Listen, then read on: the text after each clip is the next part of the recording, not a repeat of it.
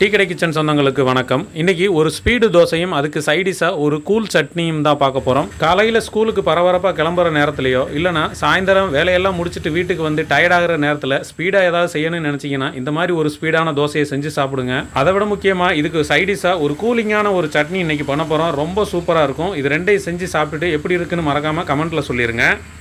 வணக்கம். நம்ம டீ கடை கிச்சன்ல என்ன பார்க்க போறோம்னா இன்ஸ்டன்ட் தோசை. அந்த இன்ஸ்டன்ட் தோசை வந்து சட்டுன்னு எப்படி ரெடி பண்ணலாம்னு தான் பார்க்க போறோம். இப்போ நம்ம அதுக்கு பெரிய ஒரு மிக்சி ஜார் எடுத்துட்டு இப்போ நம்ம எப்பயுமே பாக்கெட்ல வாங்கக்கூடிய ரவை தான், சாதாரண ரவை தான். இதுல வந்து மெஷர்மெண்ட்ல 2 கப் எடுத்திருக்கோம். நம்ம வெயிட்ல வந்து 400 கிராம் வரும். மெஷர்மெண்ட்ல 2 கப் எடுத்திருக்கோம்.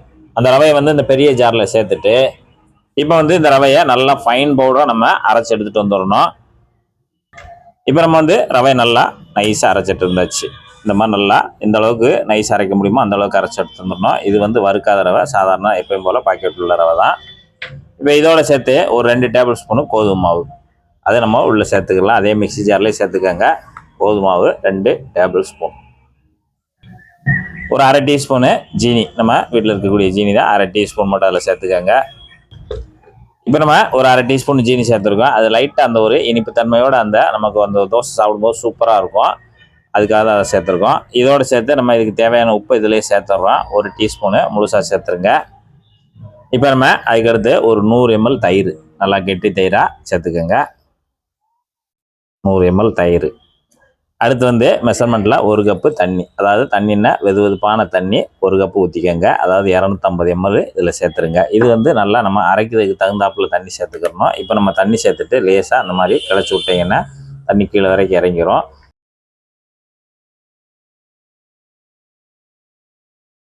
ஜாரில் போட்டு கலந்து விட்டுருங்க. தண்ணி ஊற்றி நல்லா மிக்ஸ் பண்ணி விட்டால் தான் நமக்கு எவ்வளவு அதில் தண்ணி தேவைப்படும் தெரியும். அதுக்காக முதலையும் தண்ணி ஊற்றிட்டு இந்த மாதிரி நல்லா கலந்து கொடுத்துருங்க.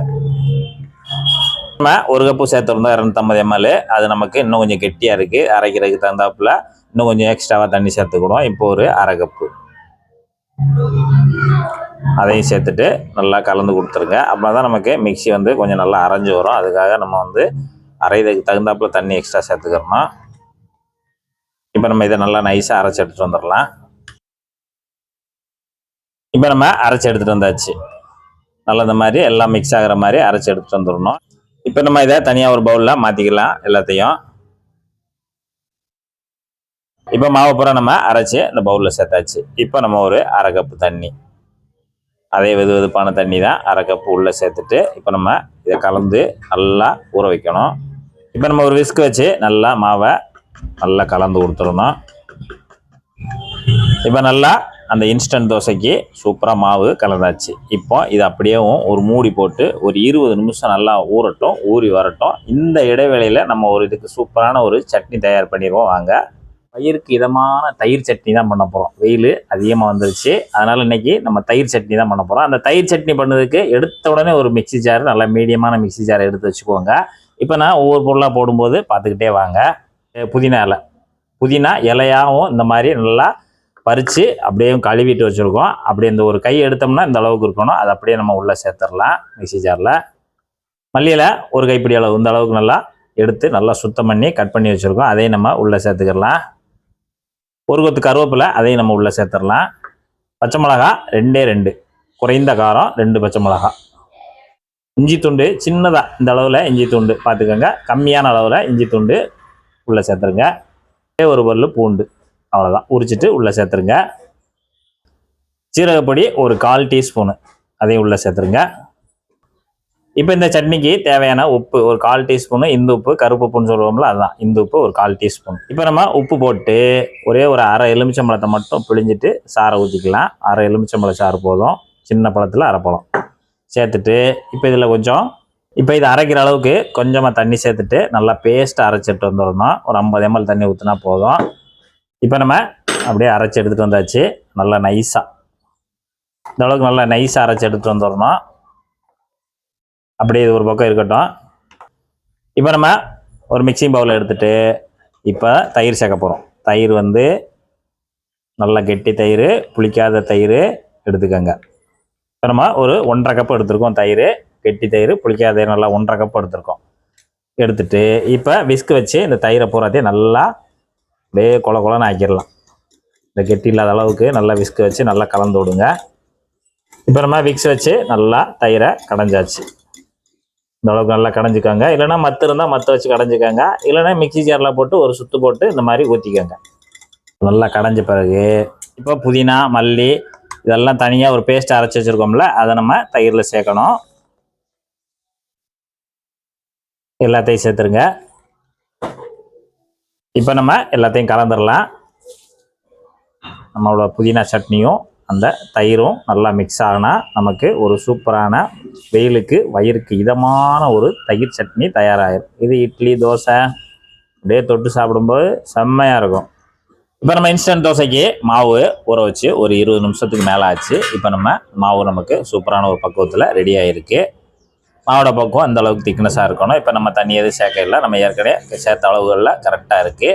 இப்போ நம்ம இன்ஸ்டன்ட் தோசை பண்ணுறதுனால நம்ம மாவை ரெடி பண்ணி வச்சுட்டு ஈனோ, இது வந்து ஈனோ ஒரு பாக்கெட்டு 10 ரூபா வரும். இதில் வந்து ஒரு அரை பாக்கெட், அதாவது ஒரு அரை டீஸ்பூன் போல் இது நம்ம இதில் மாவில் மிக்ஸ் பண்ணிவிட்டு நம்ம சேர்க்கும்போது நல்லா தோசை வந்து நல்லா பண்ணு மாதிரி நல்லா சூப்பராக வரும். அதுக்காகத்தான் சேர்த்துருக்கோம். இது என்ன ஃப்ளேவரில் இருந்தாலும் சேர்த்துக்கோங்க, வாங்கிக்கோங்க. இப்போ நல்லா இதில் போட்டு கலந்து கொடுத்துருங்க. விஸ்க் வச்சு நல்லா கலந்துடலாம். யூனோவை ஒரு அரை டீஸ்பூன் போட்டு நல்லா கலந்துடலாம். இப்போ நம்ம யூனோவுக்கு பதிலாக நம்ம வீட்டில் இருக்கக்கூடிய சோடாப்பு ஒரு 1/4 டீஸ்பூன் சேர்த்தா போதும்.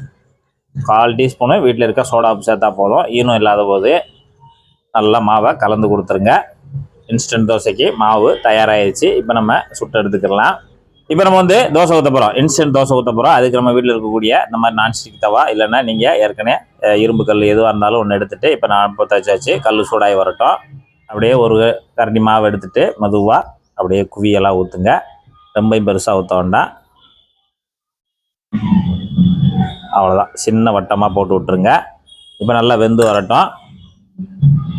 இப்போ நம்ம தோசை ஊற்றி நல்லா இந்த மாதிரி பபுள்ஸ் வரும். இந்த மாதிரி பபுள்ஸ் எல்லாம் வந்து நல்லா அப்படியே வெந்து வரும். இந்த வெந்து வர்ற சமயத்தில் நம்ம அப்படியேவும் மேலே ஒரு மூடி போட்டு நம்ம வேக வச்சுக்கலாம். இது ஒரு சைடு வேக்காடு தான், அதனால் நமக்கு அந்த ஒரு சைடு மட்டும்தான் வேகணும். ஒரு மூடி போட்டு நல்லா வேக வச்சு எடுத்துக்கலாம். இப்போ நமக்கு இந்த தோசை ரெடியாக ஒரு 2 நிமிஷம் தான் ஆகும். நமக்கு சூப்பராக ரெடி ஆயிடுச்சு. இப்போ நம்ம அப்படியே எடுத்துடலாம். ஒரு சைடு தான் வேக்காடு, அதனால் நல்லா வேக வச்சு எடுத்துடணும். அப்படியே எடுத்துருங்க. அவ்வளோதான், எடுத்துகிட்டு தனியாக தட்டில் வச்சுருங்க. நம்ம இன்ஸ்டன்ட் சட்னி அப்படியே பச்சை சட்னி தான், நல்லா சூப்பராக இருக்கும். அப்படியே தொட்டு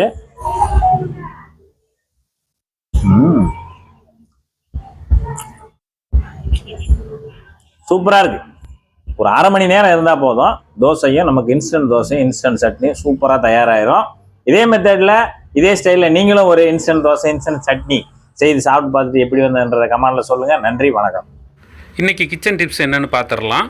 நம்ம வீட்டில் சமையல் பண்ணுற பாத்திரங்களில் அடிப்பிடிச்சு அது சரியாக போகலை அப்படின்னா அந்த பாத்திரத்தில் சோப்பு கலந்த தண்ணியை வச்சு ஒரு 2 நிமிஷம் நல்லா கொதிக்க விட்டுட்டு அப்புறமா நீங்கள் வாஷ் பண்ணிங்கன்னா சுத்தமாக க்ளீன் ஆயிரும். ஓகே ஃப்ரெண்ட்ஸ், அடுத்த வீடியோவில் சந்திக்கலாம். நன்றி, வணக்கம்.